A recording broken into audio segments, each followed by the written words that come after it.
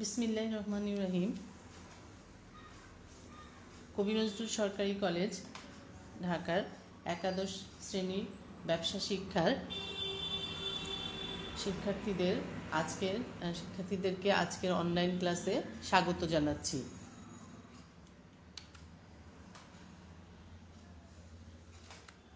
আমি আয়েশা সৈয়দা, সহকারী অধ্যাপক, হিসাব বিজ্ঞান বিভাগ। প্রিয় শিক্ষার্থীরা, তোমাদের সবাইকে আজকের অনলাইন ক্লাসে স্বাগত জানাচ্ছি। সাথে সাথে নতুন বছরের জন্য নতুন বছরের তোমাদেরকে অনেক অনেক শুভকামনা। আশা করছি নতুন বছর আমাদের সকলের জন্য কল্যাণ, সুস্থতা এবং সাফল্য বয়ে আনবে ইনশাআল্লাহ। আজকে একাদশ শ্রেণীর ব্যবসা শিক্ষা আর অর্থায়ন বিষয় নিয়ে আমি তোমাদের সামনে উপস্থিত হয়েছি। প্রিয় শিক্ষার্থীরা, তোমরা যারা আজকের অনলাইন ক্লাসে উপস্থিত আছো, তোমরা তোমাদের আইডি নাম্বারগুলো কমেন্টের মাধ্যমে সেন্ড করো, যেগুলো তোমাদের উপস্থিতি হিসেবে কাউন্ট হবে।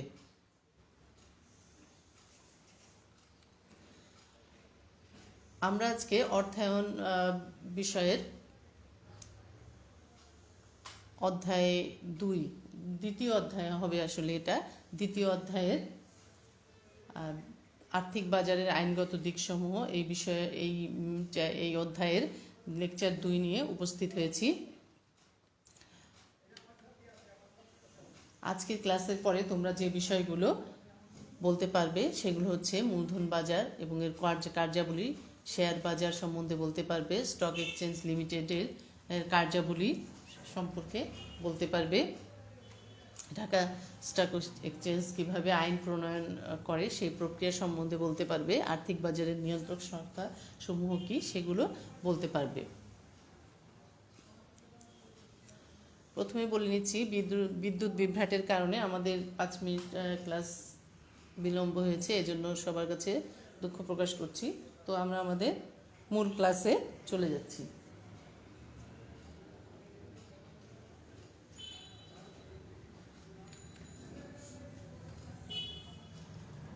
আমরা গত ক্লাসে আর্থিক বাজার কি, কত ধরনের, এগুলো জেনেছিলাম। যেখানে ছিল যে আর্থিক বাজার হচ্ছে 3 ধরনের। একটা হচ্ছে মূলধন বাজার, মুদ্রা বাজার, মূলধন বাজার এবং ওটিসি বাজার। এবং গত ক্লাসে আমরা মুদ্রা বাজার সম্বন্ধে বিস্তারিত জেনেছি। আজকে আমরা মূলধন বাজার সম্বন্ধে জানব।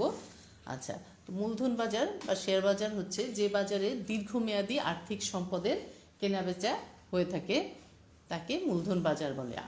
দীর্ঘমেয়াদী আর্থিক সম্পদগুলো কি কি? যেমন হচ্ছে সাধারণ শেয়ার, অগ্রাধিকার শেয়ার, বন্ড, ডিবেঞ্চার, এগুলো। তাহলে এই আর্থিক সম্পদ অর্থাৎ শেয়ার, বন্ড, ডিবেঞ্চার, এগুলো যেই বাজারে কেনাবেচা করা হয় বা লেনদেন করা হয় তাকে বলা হয় হচ্ছে মূলধন বাজার। মূলধন বাজারে এই যেসব দলিলপত্র বা যে পণ্যগুলো কেনাবেচা করা হয় সেগুলো সাধারণত 5 থেকে 10 বছর বা তার উপরে এর মেয়াদ হয়ে থাকে। তো মূলধন বাজার হচ্ছে যে, আমরা আবার জানি, মূলধন বাজার হচ্ছে যেখানে দীর্ঘমেয়াদী আর্থিক সম্পদের লেনদেন করা হয় বা কেনাবেচা করা হয়।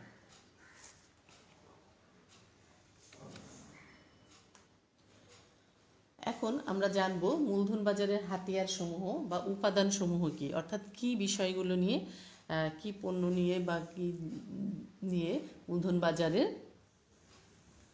লেনদেন করা হয়, মূল কাজ যে বিষয়গুলো বা মূল উপাদানগুলো কি বা হাতিয়ারগুলো কি। মূলধন বাজারের হাতিয়ারগুলোর মধ্যে প্রথমে আছে সাধারণ শেয়ার। সাধারণ শেয়ার জানার আগে আমরা শেয়ার কি সেটা জানব।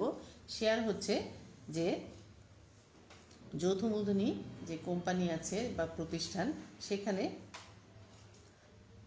যে মূলধন থাকে সেই মূলধনের ক্ষুদ্রতম একক হচ্ছে শেয়ার। এই শেয়ার 2 ধরনের হতে পারে। একটা হচ্ছে সাধারণ শেয়ার। তো সাধারণ শেয়ার এই মূলধন বাজারের হাতিয়ারের মধ্যে অন্যতম। মূলধন বাজারের অন্যতম হাতিয়ার বা উপাদান হলো এই সাধারণ শেয়ার। সাধারণ শেয়ারটা কি? যে শেয়ারের মালিক লভ্যাংশ পাওয়ার ক্ষেত্রে অগ্রাধিকার পায় না, কিন্তু তারা অধিকার, দায়িত্ব, কর্তব্যের দিক থেকে সর্বাধিক সুবিধা পেয়ে থাকে। সেটা হচ্ছে সাধারণ শেয়ার। অর্থাৎ সাধারণ শেয়ারের যে মালিক বা শেয়ার হোল্ডাররা তার লভ্যাংশ পাওয়ার ক্ষেত্রে তারা অগ্রাধিকার পায় না। এটা হচ্ছে সাধারণ শেয়ার। এই সাধারণ শেয়ার মূলধন বাজারের একটা হাতিয়ার বা উপাদান।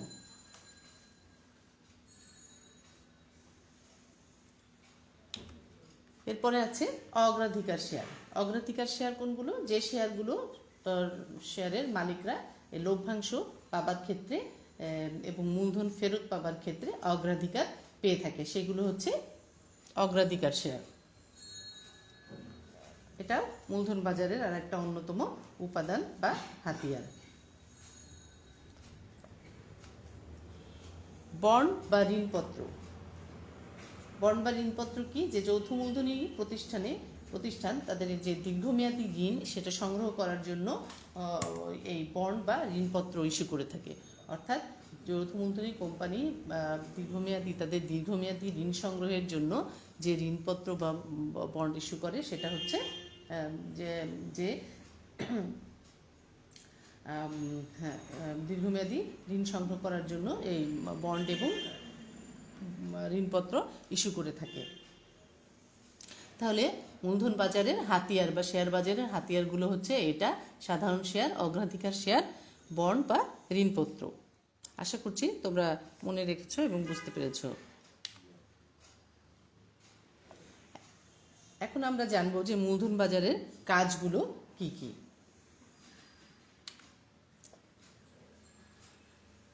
মূলধন বাজার জনগণের কাছে যে ছড়িয়ে থাকা অর্থ একত্র করে। অর্থাৎ জনগণের যে সঞ্চিত বা উদ্বৃত্ত অর্থ সেগুলো জনগণ এই মূলধন বাজারের মাধ্যমে বিনিয়োগ করে থাকে,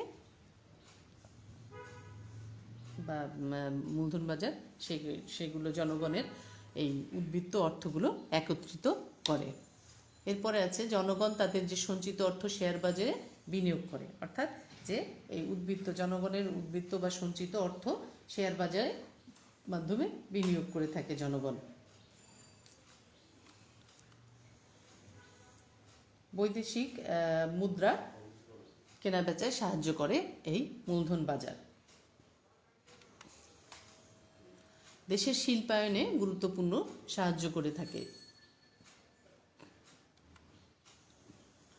সরকারি বন্ড, নোট ইস্যু এবং বিলীকরণে সাহায্য করে থাকে এই মূলধন বাজার। ইকুইটি সিকিউরিটির মাধ্যমে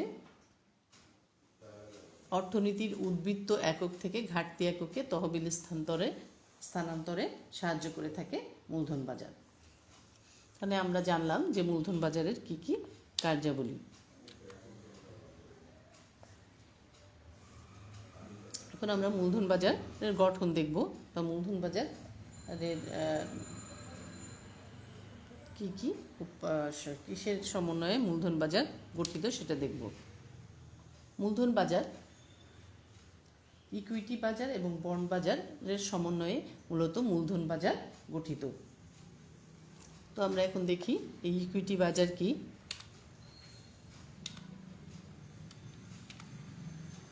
ইকুইটি বাজার হচ্ছে যে বাজারে ইকুইটি শেয়ার কেনাবেচা করা হয়। ইকুইটি অর্থ হচ্ছে মালিকানার পাওনা, মালিকের, শেয়ার মালিকদের, অর্থাৎ হচ্ছে যে বাজারে শেয়ার হোল্ডারদের শেয়ার কেনাবেচা করা হয়, শেয়ার মালিকদের শেয়ার কেনাবেচা করা হয়, তাকে ইকুইটি বাজার বলে। ইকুইটি শেয়ার বিনিয়োগকারীর সম্পদ, অর্থাৎ মালিকের সম্পদ, বিনিয়োগকারীর সম্পদ। আর বন্ড বাজার কি? যে বাজারে সরকারি এবং কোম্পানির দীর্ঘমেয়াদী ঋণপত্র ইস্যু এবং কেনাবেচা করা হয় তাকে বন্ড বাজার বলা হয়।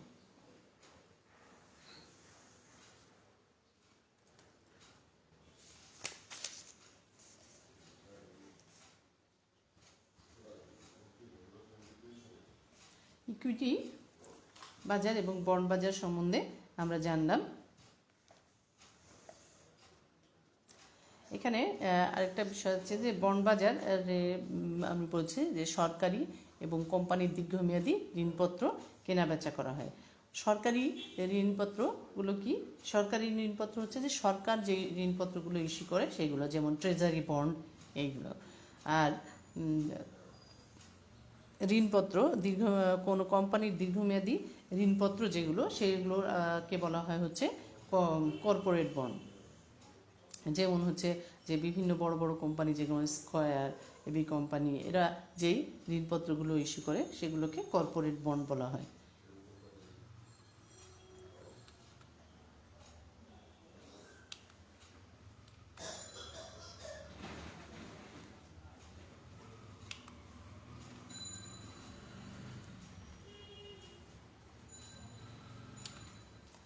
আরেকটা মার্কেট আছে আর্থিক বাজারের, আরেকটা ধরন আছে, সেটা হচ্ছে ওটিসি মার্কেট, বা একে বলা হয় ওভার দ্য কাউন্টার মার্কেট। কী জিনিস দেখো, যে বাজারের মাধ্যমে অতালিকাভুক্ত কোম্পানির শেয়ার কেনা বেচা করা হয় তাকে বলা হয় হচ্ছে ওভার দ্য কাউন্টার মার্কেট। সাধারণত যে ডিলারের মাধ্যমে এইসব বাজারে সিকিউরিটিজ কেনা বেচা করা হয়। আবার স্টক এক্সচেঞ্জ থেকে যেসব তালিকাভুক্ত কোম্পানির শেয়ার, যে স্টক এক্সচেঞ্জে যেসব তালিকাচ্যুত কোম্পানি থাকে, সে বা তালিকাভুক্ত নয়, অতালিকাভুক্ত বা তালিকাচ্যুত কোম্পানির শেয়ারও এ বাজারে লেনদেন করা হয়। এই ঢাকা স্টক এক্সচেঞ্জে এবং চট্টগ্রাম স্টক এক্সচেঞ্জে ওটিসি বাজার চালু আছে।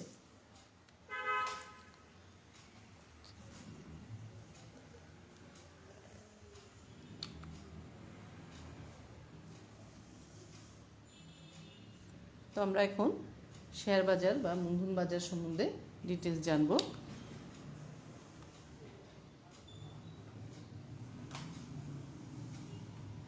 সাধারণত সীমিত দায় বিশিষ্ট প্রতিষ্ঠান, যেমন সরকারি, আধা সরকারি, বেসরকারি, স্বায়ত্তশাসিত প্রতিষ্ঠানের শেয়ার, ঋণপত্র ইত্যাদি যে বাজারে লেনদেন করা হয় তাকে শেয়ার বাজার বলা হয়।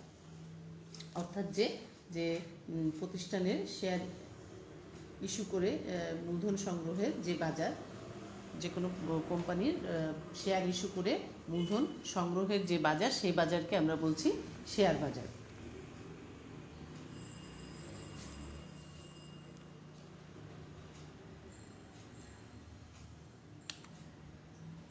শেয়ার বাজার কয় ধরনের হয়? শেয়ার বাজারটা সিকিউরিটি ইস্যুকারী কোম্পানির প্রত্যক্ষভাবে জড়িত থাকার ভিত্তিতে, অর্থাৎ ইস্যুকারী কোম্পানি প্রত্যক্ষভাবে জড়িত থাকার ভিত্তিতে এই শেয়ার বাজারকে দুভাগে ভাগ করা হয়ে থাকে। একটা হচ্ছে প্রাথমিক বাজার, তো প্রাথমিক বাজার, আর একটা হলো মাধ্যমিক বাজার, অর্থাৎ প্রাইমারি মার্কেট একটা, আর একটা হচ্ছে সেকেন্ডারি মার্কেট। প্রাথমিক বাজারটা কি? যে বাজারে মাধ্যমে যৌথ মূলধনী কোম্পানি নতুন শেয়ার এবং বন্ড বিক্রি করে তাকে প্রাথমিক বাজার বলে। আর প্রাথমিক বাজারের মাধ্যমে মূলধন সংগ্রহের দুইটা কৌশল রয়েছে। প্রাথমিক বাজারে মানে যে আমরা বললাম যে বাজারের মাধ্যমে যৌথ মূলধনী কোম্পানি নতুন শেয়ার এবং বন্ড বিক্রি করে, সেটা হচ্ছে প্রাথমিক বাজার। এখন এই বন্ড এবং শেয়ার কিভাবে কেনাবেচা করা হয় তার দুটো কৌশল রয়েছে। একটা হচ্ছে প্রাথমিক গণপ্রস্তাব, বা একে ইংরেজিতে বলে ইনিশিয়াল পাবলিক অফারিং, আইপিও। আমরা আইপিও নামটা অনেক শুনেছি। আচ্ছা, আর একটা হচ্ছে যে ব্যক্তিগত উপস্থাপন বা প্রাইভেট প্লেসমেন্ট। তো এই প্রাইভেট প্রাইমারি মার্কেট বা প্রাথমিক বাজারের যে বৈশিষ্ট্য আছে সেগুলো হচ্ছে যে শেয়ার বা সিকিউরিটি বিক্রির অর্থ ইস্যুকারী কোম্পানি পেয়ে থাকে। ক্রেতা সিকিউরিটি বা শেয়ারের প্রথম ধারক হন এবং অর্থনীতির নতুন আর্থিক সম্পদ যোগ করে অর্থনীতিতে। এই প্রাথমিক বাজার বা শেয়ার বাজার।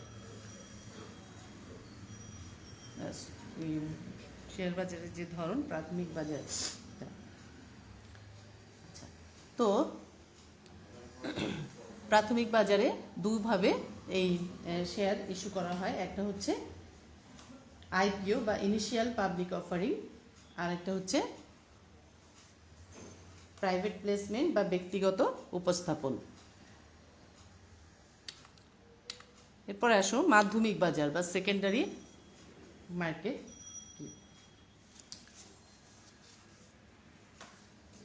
মাধ্যমিক বাজারে প্রাথমিক বাজারে ইস্যুকৃত সিকিউরিটিজ কেনাবেচা করা হয়ে থাকে।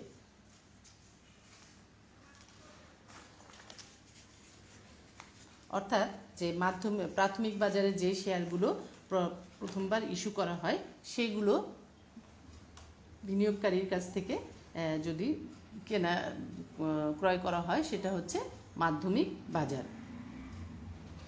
অর্থাৎ কোম্পানি প্রথমবার ইস্যুর পর বিনিয়োগকারীর মাধ্যমে এই মাধ্যমিক বাজারের মাধ্যমে নিজেদের এই শেয়ারগুলো কেনাবেচা করতে পারে।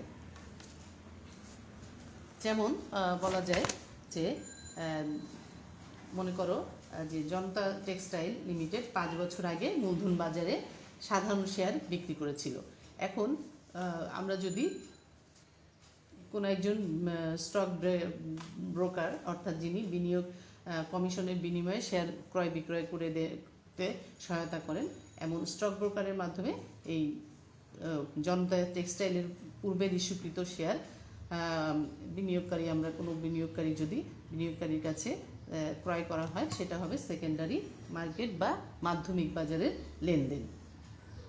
বা আমরা অন্যভাবে বলতে পারি যে হাত বদলের মাধ্যমে যখন সরাসরি কোম্পানি থেকে ক্রয়কৃত শেয়ার অন্য ব্যক্তির হাতে যায়, সেই লেনদেন প্রক্রিয়াটা হচ্ছে দ্বিতীয় দফা লেনদেন বা সেকেন্ডারি মার্কেটের লেনদেন। বা এই মার্কেটটাকে বলা হয় সেকেন্ডারি মার্কেট বা মাধ্যমিক বাজার। অর্থাৎ যে প্রাথমিকভাবে ইস্যুকৃত যে সিকিউরিটিজ আছে সেটা যখন আমরা পরবর্তীতে কোনো বিনিয়োগকারীর কাছ থেকে আবার কিনি, তখন হচ্ছে সেটাকে বলা হয়, যেখানে কেনা বেচা হয় সেটা হচ্ছে মাধ্যমিক বাজার। তো আমাদের দেশে দুটো মাধ্যমিক শেয়ার বাজার রয়েছে। সেগুলো হচ্ছে ঢাকা স্টক এক্সচেঞ্জ, আরেকটা হচ্ছে Chittagong stock exchange. Chittagong stock exchange.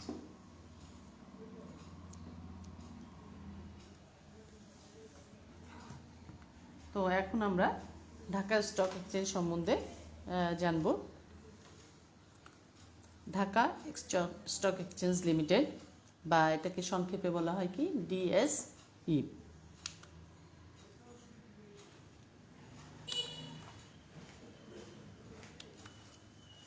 Dhaka stock exchange limited বাংলাদেশের প্রথম শেয়ার বাজার। এখানে তালিকাভুক্ত যেসব কোম্পানি আছে সেগুলোর শেয়ার কেনাবেচা করা হয়ে থাকে।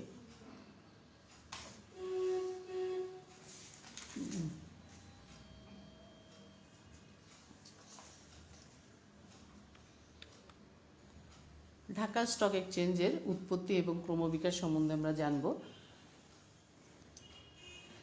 ঢাকা স্টক এক্সচেঞ্জ 1954 সালে এটা east Pakistan stock exchange association limited নামে এটার উৎপত্তি হয় বা এটার প্রতিষ্ঠা করা হয়। পরবর্তীতে 1956 সালে এটা নারায়ণগঞ্জে এর কাজ শুরু হয় এবং 1959 সালে নিজস্ব বিল্ডিং মতিঝিলে স্থানান্তর করা হয়। 1962 সালে এই east Pakistan stock exchange association লিমিটেডের নাম পরিবর্তন করে east Pakistan stock exchange limited করা হয় এবং 1964 সালে ঢাকা স্টক এক্সচেঞ্জ লিমিটেড নামে এটা নতুনভাবে কাজ শুরু করে এবং স্বাধীনতার পরে 1976 সালে আবার এই ঢাকা স্টক এক্সচেঞ্জ লিমিটেডের কার্যক্রম শুরু হয়।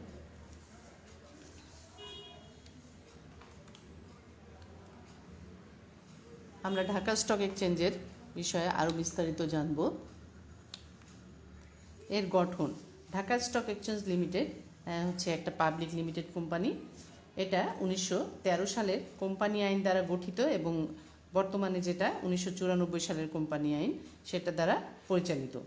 1913 সালের সিকিউরিটিজ অ্যান্ড এক্সচেঞ্জ কমিশন আইন এবং 1994 সালের securities and exchange commission regulation, এই দুইটি আইন দ্বারা ঢাকা স্টক এক্সচেঞ্জ পরিচালিত হয় এবং এগুলো গুরুত্বপূর্ণ ভূমিকা রাখে। ব্যবস্থাপনা ও পরিচালনা। ঢাকা স্টক এক্সচেঞ্জের ব্যবস্থাপনা পরিচালনা 25 সদস্য বিশিষ্ট কাউন্সিলের উপর ন্যস্ত থাকে। এই পরিচালনা পর্ষদের মধ্যে 12 জন হচ্ছে ঢাকা স্টক এক্সচেঞ্জের সদস্যদের মধ্য থেকে নির্বাচিত হন এবং অন্য 12 জন বিভিন্ন বাণিজ্যিক এবং সমজাতীয় সংস্থা থেকে নির্বাচিত হন। এছাড়া এই প্রতিষ্ঠানের যিনি সিইও অর্থাৎ চিফ এক্সিকিউটিভ অফিসার, তিনি পদাধিকার বলে তিনিও বোর্ডের একজন সদস্য থাকেন। উদ্দেশ্য: শেয়ার বাজারের উদ্দেশ্যটা হচ্ছে যে দেশের শেয়ার বাজারের উন্নয়ন করাটাই হচ্ছে এই ঢাকা ডিএসসি বা ঢাকা স্টক এক্সচেঞ্জের মূল উদ্দেশ্য।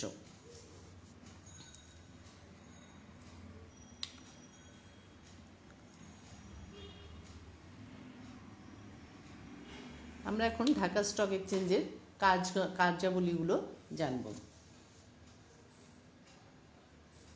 ঢাকা স্টক এক্সচেঞ্জের কাজগুলোর মধ্যে আছে রেগুলেশন অনুযায়ী কোম্পানি তালিকাভুক্তকরণ করা, তারপরে তালিকাভুক্ত কোম্পানির শেয়ার লেনদেন করা, তালিকাভুক্ত প্রতিষ্ঠানের কাজ পর্যবেক্ষণ করা, রেগুলেশন অনুযায়ী লেনদেন নিষ্পত্তি করা, বাজার পরিচালনা এবং নিয়ন্ত্রণ করা এবং বাজার তদারকি করা, মাসিক রিভিউ প্রকাশ করা, অনলাইনের মাধ্যমে তথ্য দেয়া, অভিযোগ সেল গঠন ও অভিযোগ নিষ্পত্তি করা, তাছাড়া বিনিয়োগকারীদের জন্য সুরক্ষিত যে তহবিল সেটা গঠন করে থাকে এই DSC.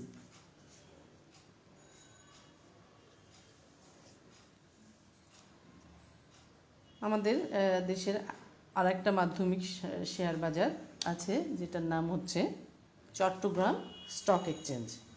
Chittagong stock exchange limited বাংলাদেশের এটা হচ্ছে দ্বিতীয় শেয়ার বাজার। এটা 1994 সালের কোম্পানি আইন অনুযায়ী 1995 সালের 1 এপ্রিল নিবন্ধিত হয় এবং 1995 সালের 10 অক্টোবর থেকে এই চট্টগ্রাম স্টক এক্সচেঞ্জ কাজ শুরু করে।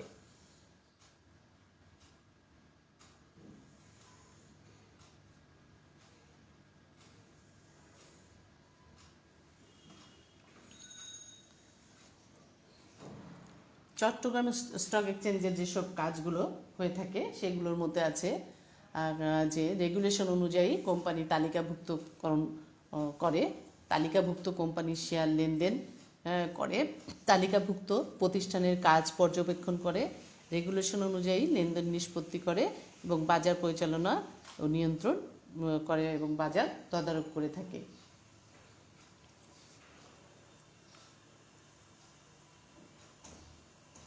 তাহলে এগুলো হচ্ছে চট্টগ্রাম স্টক এক্সচেঞ্জের কার্যাবলী। আচ্ছা, তোমাদের অনেকেই পরীক্ষার কথা বলেছো, এটা নোটিশের মাধ্যমে জানানো হবে। আমাদের কলেজের যে ফেসবুক পেজ আছে সেখানে খেয়াল করবে যে কোনো নোটিশ আছে কিনা। যদি পরীক্ষার কথা হয়ে থাকে তাহলে হবে সেটা জানানো হবে সঠিক সময়ে।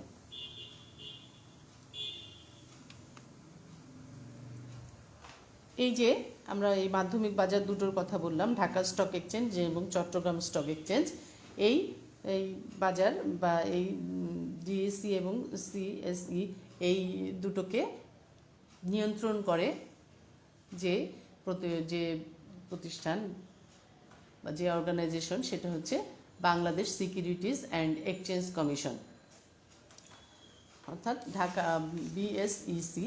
এই Bangladesh securities and exchange commission দ্বারা এই ডিএসসি এবং সিএসই নিয়ন্ত্রিত হয়।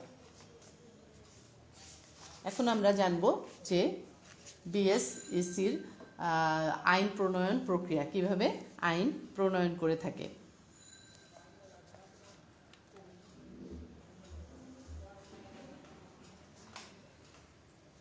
Bangladesh securities and exchange commission যদি কোনো আইনের সংশোধন বা নতুন কোনো আইন প্রণয়ন করতে চায় তাহলে আইনের খসড়া প্রথমে তারা আইনের খসড়া কপি প্রস্তুত করে। এরপর দ্বিতীয় পর্যায়ে এই যে খসড়া আইনটা সেটা বোর্ড সভায় উপস্থাপন করে। পরবর্তীতে কমিশন খসড়া আইনটা পর্যালোচনা করে যদি কোনো অসঙ্গতি দেখে তাহলে খসড়া আইনটা সংশ্লিষ্ট বিভাগে ফেরত পাঠায়, যেখান থেকে তৈরি করা হয়েছে সেখানে ফেরত পাঠায়। আবার আর কোনো অসঙ্গতি না থাকলে খসড়া আইনটা জনগণের মতামতের জন্য দৈনিক পত্রিকায় উপস্থাপন করে থাকে। এরপরে পর্যায়ে খসড়া আইনটা জনগণের মতামতের জন্য 2টা বাংলা এবং 1টা ইংরেজি দৈনিক পত্রিকায় প্রকাশ করা হয় এবং মতামত প্রকাশের জন্য 2 সপ্তাহ সময় দেয়া হয়।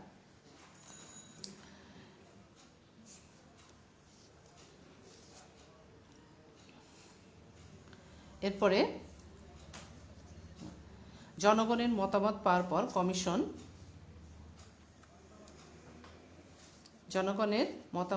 পর কমিশন এই খসড়া আইনটা বোর্ড সভায় চূড়ান্ত অনুমোদন প্রদান করে।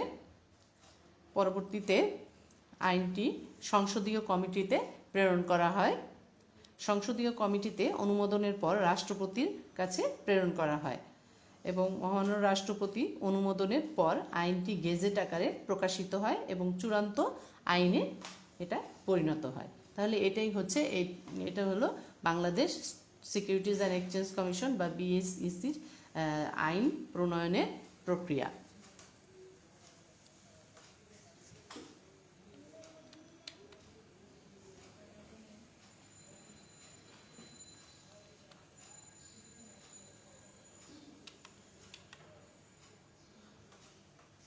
আমরা এখন ঢাকা স্টক এক্সচেঞ্জ কিভাবে আইন প্রণয়ন করে সেটা দেখি। ঢাকা স্টক এক্সচেঞ্জের আইন প্রণয়ন প্রক্রিয়াটাও বিএসইসি যে আইন প্রণয়ন প্রক্রিয়া তার সে অনুপাতে বা সেরকম করে করে। ঢাকা স্টক এক্সচেঞ্জ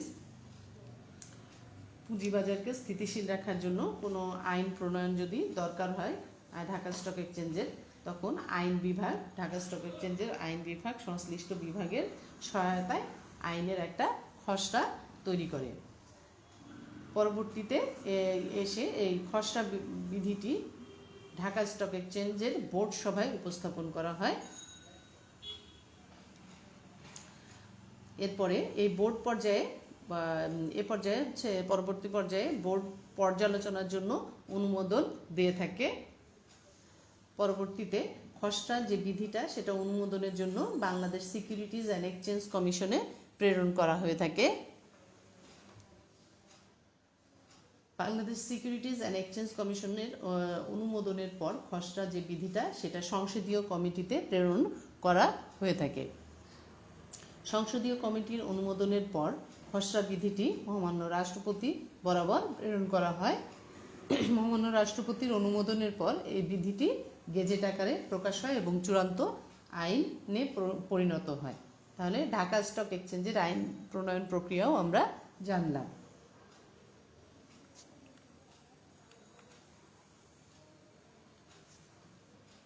এখন আমরা দেখব যে আর্থিক বাজারের নিয়ন্ত্রণ সংস্থা সমূহ কি। আর্থিক বাজার অর্থাৎ মুদ্রা বাজার, মূলধন বাজার, ওটিসি বাজার, এটাকে নিয়ন্ত্রণ করে কোন কোন সংস্থা। তা আর্থিক বাজারের নিয়ন্ত্রণ সংস্থা সমূহের মধ্যে আছে বাংলাদেশ ব্যাংক। বাংলাদেশ ব্যাংক আমরা জানি যে বাংলাদেশ ব্যাংক হচ্ছে আমাদের দেশের বা বাংলাদেশের কেন্দ্রীয় ব্যাংক। এটা 1972 সালের 7ই এপ্রিল বাংলাদেশ সরকার কর্তৃক পাশ করা বাংলাদেশ ব্যাংক অর্ডার 1972 পিও নং 127 মোতাবেক প্রতিষ্ঠিত হয়, যা কার্যকর হয় 16ই ডিসেম্বর 1971 সাল থেকে। 1972 সালে 26শে মার্চ প্রতিষ্ঠা করা হয়। এটা সরকারের ব্যাংক এবং সরকারের পক্ষ হয়ে মুদ্রা বাজার এবং মূলধন বাজার নিয়ন্ত্রণ করে থাকে।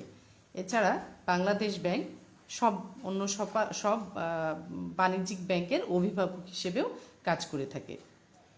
বাংলাদেশ ব্যাংক একজন গভর্নর, 4 জন ডেপুটি গভর্নর, 12 জন নির্বাহী পরিচালক এবং একজন অর্থনৈতিক উপদেষ্টা নিয়ে গঠিত, এবং গভর্নর এই সরকার কর্তৃক নিযুক্ত হয়ে থাকেন।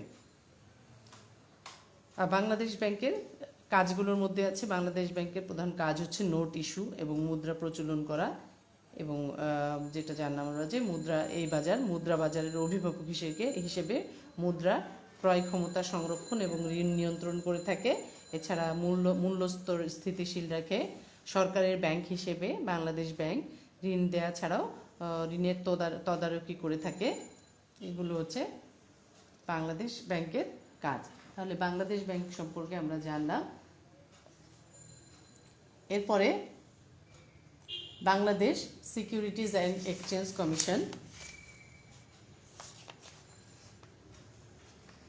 Bangladesh securities and exchange commission 1993 সালের জুন মাসে সিকিউরিটিজ অ্যান্ড এক্সচেঞ্জ কমিশন প্রতিষ্ঠিত হয়। এটা সিকিউরিটি বাজারে বিনিয়োগকারীদের স্বার্থ রক্ষা এবং পুঁজি বাজারকে নিয়ন্ত্রণ করার জন্য প্রতিষ্ঠিত হয়।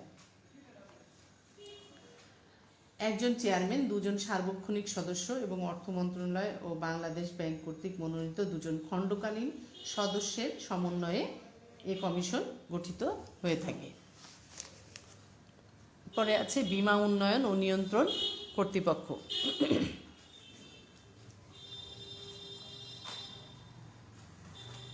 2010 সালের 3রা মার্চ বীমা শিল্পের আইনগত কাঠামোকে আরও শক্তিশালী করার জন্য এবং এর কাজকে গতিশীল করার জন্য 2টো আইন সংসদে গৃহীত হয়। আইন দুটো হলো যে বীমা আইন 2010 এবং বীমা উন্নয়ন ও নিয়ন্ত্রণ কর্তৃপক্ষ আইন 2010। এই নতুন আইন দুটো 17 মার্চ 2010 থেকে কার্যকর হয়। বীমা আইন 2010 দ্বারা বীমা উন্নয়ন ও নিয়ন্ত্রণ কর্তৃপক্ষ বা ইডরা, insurance development and regulatory authority, ইডরা গঠিত হয়। এটি একটি সংবিধিবদ্ধ সংস্থা। এর প্রধান কার্যালয় হচ্ছে ঢাকায়। একজন চেয়ারম্যান এবং 4 জন সদস্য নিয়ে বীমা উন্নয়ন ও নিয়ন্ত্রণ কর্তৃপক্ষ গঠিত, এবং এই চেয়ারম্যান এবং সদস্য সরকার কর্তৃক নিযুক্ত হয়ে থাকে। এরপরে আছে ক্ষুদ্র ঋণ কর্তৃপক্ষ। ক্ষুদ্র ঋণ কর্তৃপক্ষ আইন 2006 অনুযায়ী বাংলাদেশ সরকার কর্তৃক ক্ষুদ্র ঋণ কর্তৃপক্ষ গঠিত হয়। বাংলাদেশে ক্ষুদ্র ঋণ প্রতিষ্ঠানে গঠন এবং উন্নয়নের মাধ্যমে ক্ষুদ্র অর্থায়ন কাজের গতিশীলতা এবং উন্নয়নের জন্য ক্ষুদ্র ঋণ কর্তৃপক্ষ প্রতিষ্ঠিত হয়। এই ক্ষুদ্র অর্থায়নকারী প্রতিষ্ঠানসমূহের পর্যবেক্ষণ এবং তদারকির জন্য ক্ষুদ্র ঋণ কর্তৃপক্ষ কেন্দ্রীয় সংস্থা হিসেবে কাজ করে থাকে।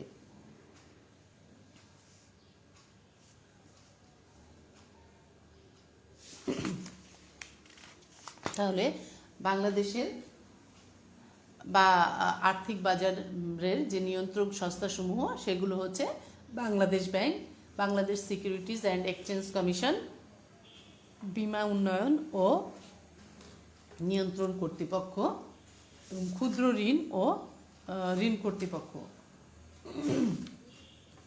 আমরা পরবর্তী ক্লাসে এই আর্থিক বাজারের যে নিয়ন্ত্রক সংস্থাসমূহ আছে সেগুলো সম্বন্ধে বিস্তারিত জানব। তো আশা করছি আজকে তোমাদের যে ক্লাস হলো আজকের ক্লাসের বিষয়গুলো তোমরা বুঝতে পেরেছ। এখন আমার তোমাদের কাছে অনুরোধ থাকবে যে আজকের ক্লাসে যা পড়ানো হলো সেই বিষয়গুলো তোমরা আবার নিজেরা বাসায় একটু অনুশীলন করবে, তাহলে দেখবে বিষয়টা আরও সহজ এবং বোধগম্য হয়ে যাবে। তো তোমাদের আজকের ক্লাসের পরে তোমাদের যে কাজটা থাকবে, বাড়ির কাজ থাকবে, সেটা হচ্ছে যে আমরা যে বাজারগুলো সম্বন্ধে জানলাম, অর্থাৎ মুদ্রা বাজার এবং মূলধন বাজার, এই মুদ্রা বাজার এবং মূলধন বাজারের মধ্যে কি পার্থক্য পরিলক্ষিত হয় সেটা তোমাদের বাড়ির কাজ থাকবে, অর্থাৎ নিজেরা বের করবে চেষ্টা করবে।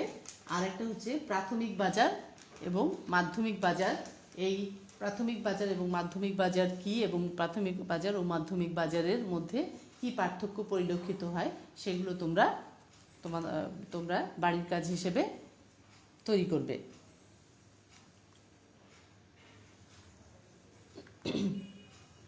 তো তোমাদের সবাইকে মনোযোগ সহকারে আজকের অনলাইন ক্লাসে উপস্থিত থেকে অনলাইন ক্লাস শুনবার জন্য অনেক ধন্যবাদ। আশা করছি তোমরা সবাই